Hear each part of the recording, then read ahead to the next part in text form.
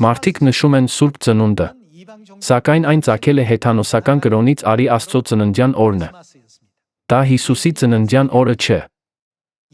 Նրանք այն ներկայացնում են որպես Հիսուսի ծննդյան օր, բայց ինչ է դրա բունեությունը։ Մենք կարող ենք հաստատել, որ արի Աստծո պաշտամունքը խորապես արմատացած է դրա մեջ։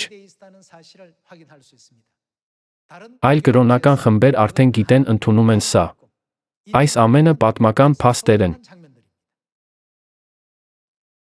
Կեղծ տոները ներթափանցեցին եկեղեցի, դուրս մղելով Աստծո կենաց տոները։ Միթե այսօր ամբողջ աշխարհը դրանք չի կատարում այնպես, կարծես դրանք Աստծո օրենքներն ու կանոններն են։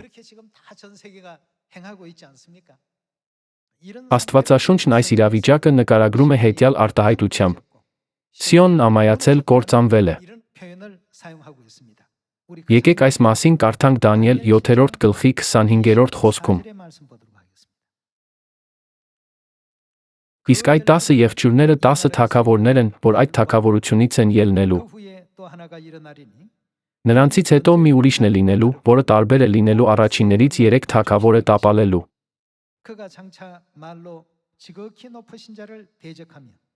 Եվ Բարձրյալի դեմ խոսքեր է խոսելու։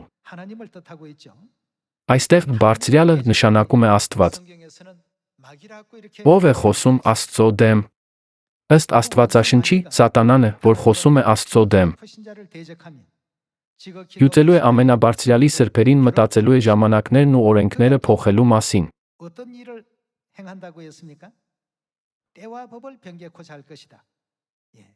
Ըստ որոշ թարգմանությունների գրված է. նա կփորձի փոխել սրբազան տոներն ու օրենքները։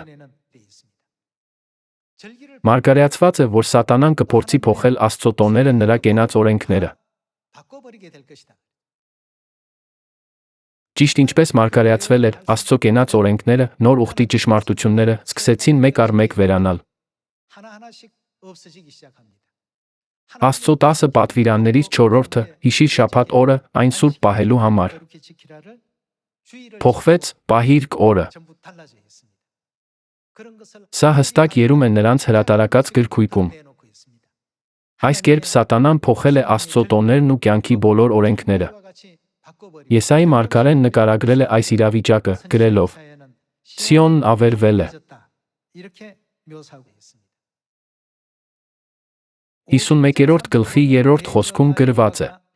որովհետև Տերը մխիթարեց Սիոնին, մխիթարեց նրա բոլոր ավերակներին։ Այն, որ Սիոնն ավերվել է, նշանակում է, որ Աստծո տոներն անհետացել ու վերացվել են։ Ըստ Դանիելի 7-րդ գլխի մարգարեության, ինչ պիտի աներ Բարձրյալ Աստծո դեմ խոսողը սահմանված ժամանակների օրենքների հետ։ Մարգարեացված է, որ նա պիտի փոխի Աստծո սահմանված ժամանակներն ու օրենքները։ Աստված այս մասին կանխագուշակել է Դանիել մարգարեի միջոցով։ Այդ դեպքում Սիոնը հավերժ ավերված պիտի մնա, թե պիտի վերակառուցվի։ Աստվածաշնչում կա մարգարեություն, որ Սիոնն անպայման պիտի վերակառուցվի։ Ահա թե ինչու Աստվածաշունչն ու մարգարեները կանխասացել են, որ Սիոնը մեկ անգամ պիտի կործանվի։ Եթե այն չկործանվի, միթե վերակառուցվել արտահայտությունն անիմաստ չի լինի։ Այդ դեպքում, ով պիտի վերականգնի Աստծո վերացված տոները, վերակառուցի Սիոնը։ Եթե Սիոնը չվերակառուցվի, Աստծո ժողովուրդը գնալու տեղ չի ունենա։ Ոչ ոք երբեք չի կարող ակնկալել փրկություն, հավերժական կյանք կամ մեղքերի թողություն։ Քանի որ առանց Սիոնի սրանցից ոչ մեկը չի կարող տրվել, ողջ մարդկությունը պետք է ջերմեռանդորեն տենչա Սիոնի վերականգնմանը։ Այսքանով կցանկանայի ավարտել քարոզը։ Շատ շնորհակալ եմ։